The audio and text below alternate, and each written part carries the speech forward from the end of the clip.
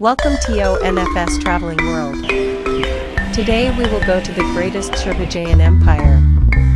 Cambodia today presents a striking blend of old and new, visible in its township cities, modern malls, ancient temples, and expansive village farming areas, where rapid urban growth coexists with deeply rooted traditions. In provincial towns and emerging township cities such as Battambang, Kampong Cham, and Kampot, as well as in the capital Phnom Penh, one sees networks of paved streets lined with shophouses, government offices, schools, and small factories, with motorbikes, tuk-tuks, and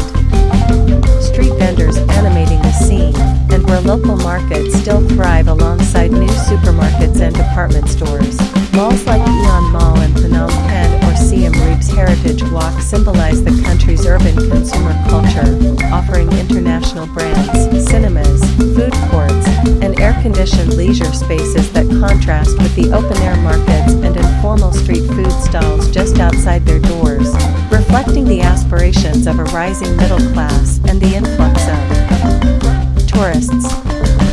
Temples, or pagodas, wats, however, remain spiritual and social anchors across the nation, from the world-famous Angkor Wat and Bayon at Siem Reap, masterpieces of Khmer architecture and symbols of Cambodia's ancient empire, to countless village pagodas with gleaming stupas and saffron-robed monks, which serve not only as places of worship but also as centers for community gatherings, charity, and education.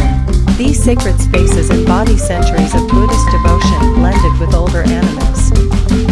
practices and are woven into daily life through festivals like Chunben, Khmer New Year, or the Water Festival.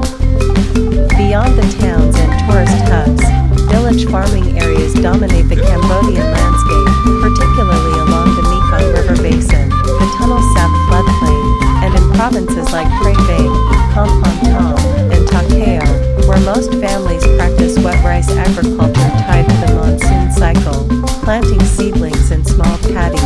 maintaining dikes and canals together, harvesting by hand, and storing grain for family consumption while selling the surplus. Farmers also diversify with secondary